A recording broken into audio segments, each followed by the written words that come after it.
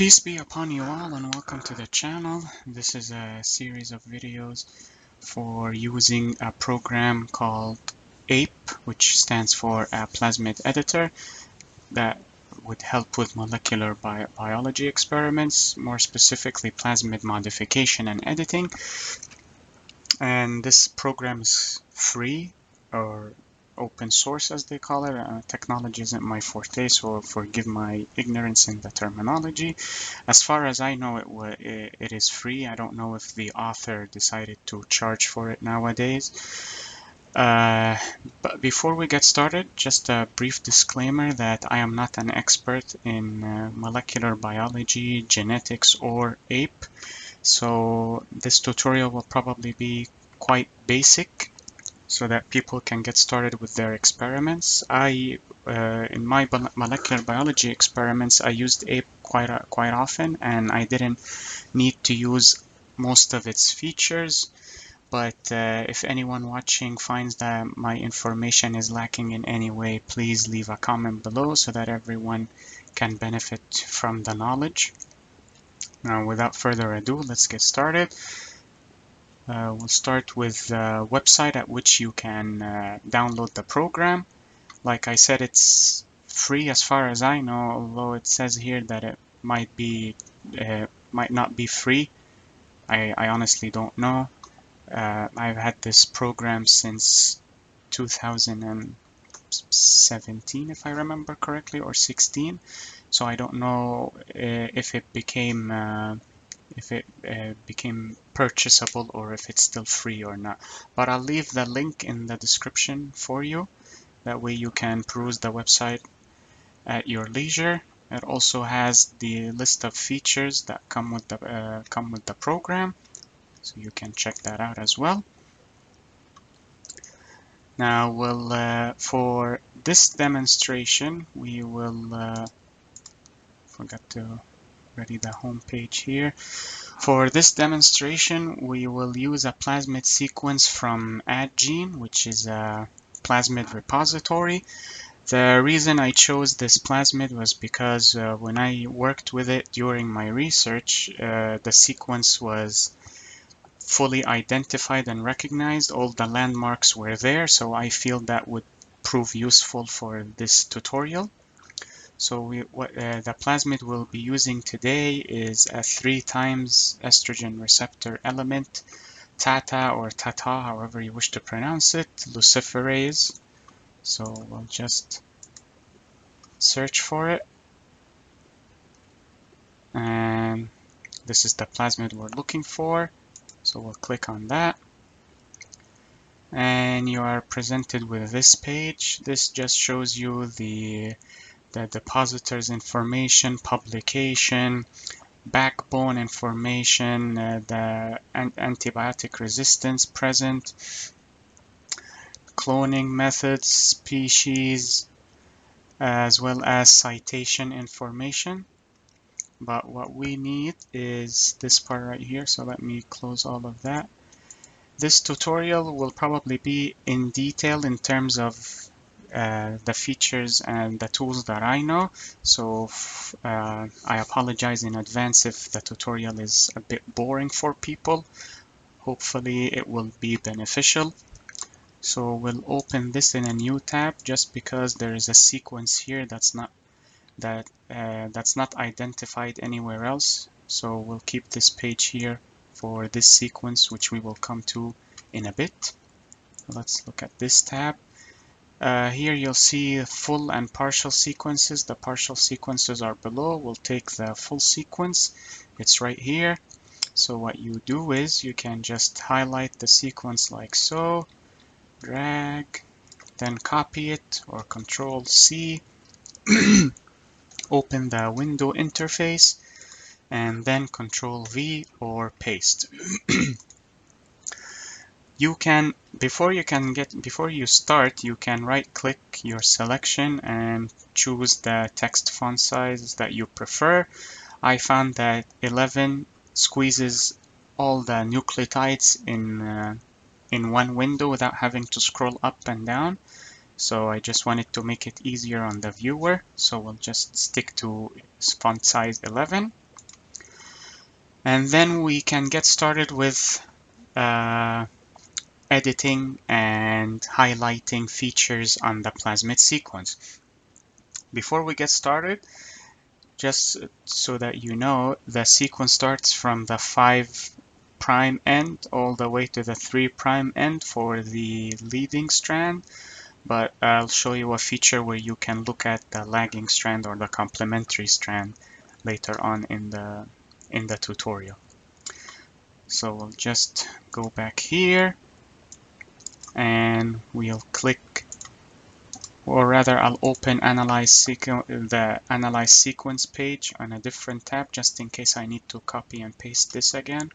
So we'll look here. This presents you with the full plasmid map with the restriction enzymes and landmarks highlighted. This is basically what we will do, but on the program instead. I'll show you how it's done in a bit. What we need is this tab right here, Features. It highlights the landmarks, all the recognized or identified sequences on the plasmid, excluding the estrogen response element sequence. This is why I kept this page. But first, let's tackle this table right here. So what we will do is we will insert these landmarks onto our sequence here and highlight them. That way we can create a plasmid map like the one here, but on the program itself. So let's get started. We'll open the Features tab. Let's take it from the top to the bottom. We'll start with the small t intron sequence.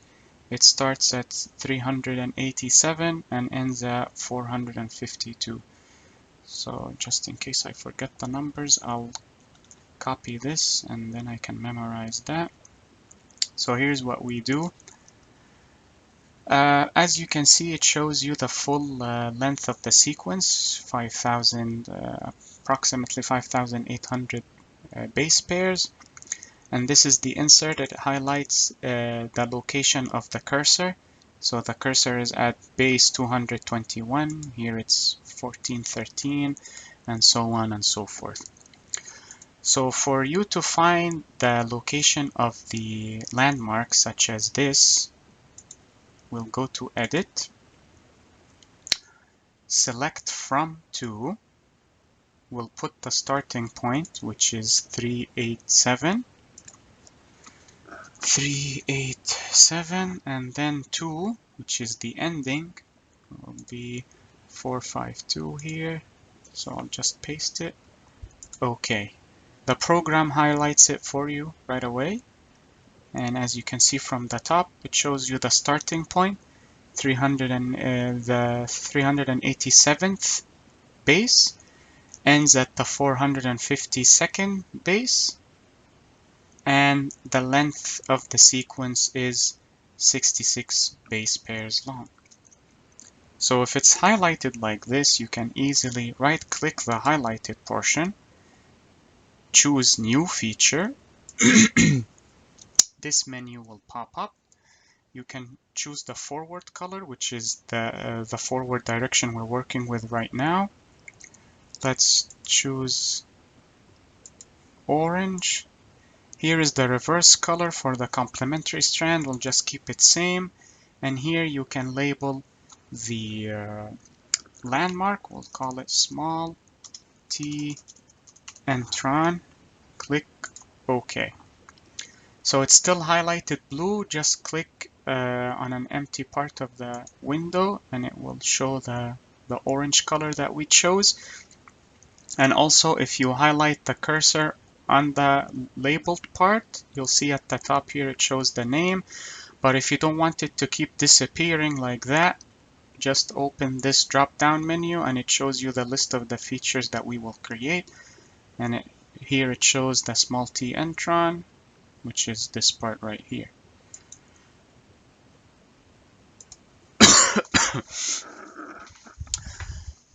So let's, this probably will take too long because I will do all the features real time, so feel free if you wish to skip until I'm done with this table for the next part. So let's start with SV40 nuclear localization sequence, or NLS. It starts from 582 to 602, and we'll add new feature SV40 NLS. Choose a color. You can choose this color since it's a small sequence. Okay, same for the reverse. And there we have it, an addition to the features list.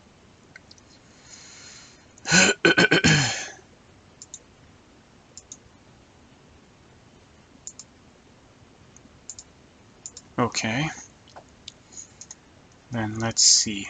The poly A signal, just copy this. 1027, just have to memorize that one and paste the other one. 1027 to 1161, which is this.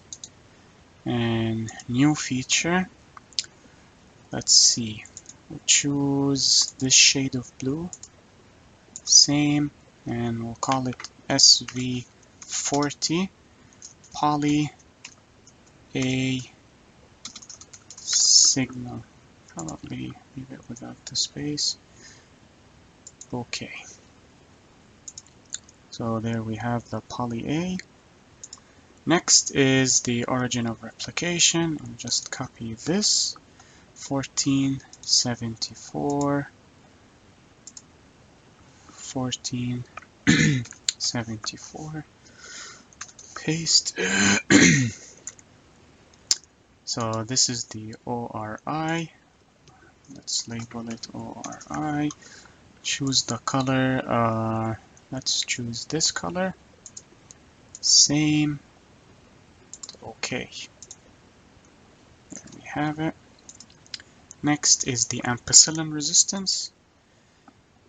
So it's 2233, 2233, and this.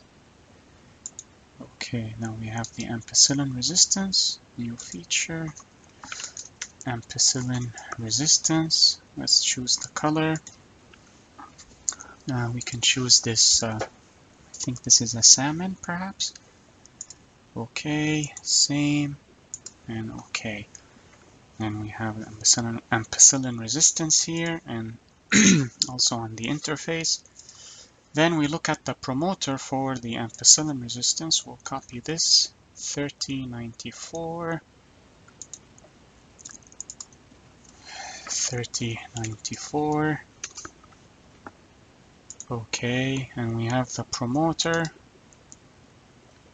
new feature, ampicillin resistance promoter. Let's see, what color should we choose? Perhaps this. We have a lot of landmarks, so we'll need a lot of colors, unfortunately. Same.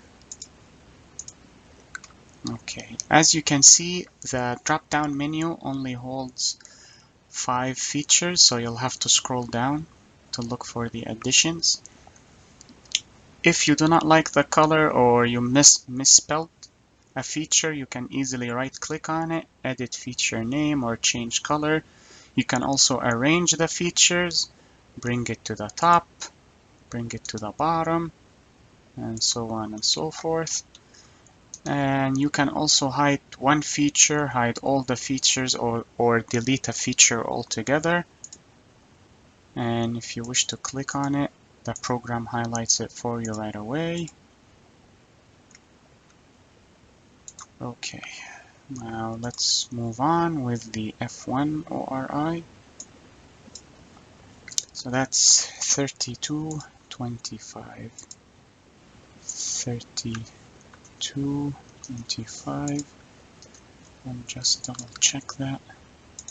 It's 3225 and 3225, okay. Let's label it as F1 ORI. Let's choose a color. Choose this color perhaps. Same. Okay. Moving on. Another poly A signal. I'll just choose this. This is 3870. 3870 to paste. 3870. Let me double check that. 3870. Okay. To 3991. Let's choose the same color as before.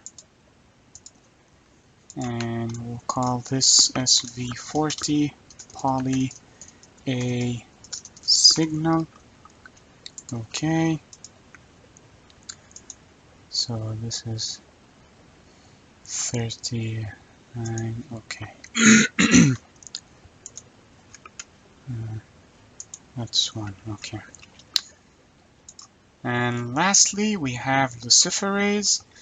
Because plasmids are circular, so it's not strange to see the starting point in the thousands and the finishing point in the hundreds because it's circular. So let's take, I can remember them, 42, 51. So here what we'll do is we'll go to find or jump to. We'll go to jump to. Find helps us look for certain sequences. We'll use that feature in a minute. We'll go to 4251. Okay. Then it places the cursor at that position right there, 4251. So what we can do is just drag it all the way to the end, and then we'll label it as luciferase. Luciferase. Choose a color. Let's see. Choose a color. Probably. Maybe we can choose this green. Make it a bit lighter for the eyes. Same and okay. Let's see how it. I think that's a good shade. And then we'll go up here, edit, jump to base number 146, and I'll just double check that. 146, yes. So the cursor is always at the beginning of the base. So this base right here is the 146th. So we'll include it and move all the way to the back just to confirm.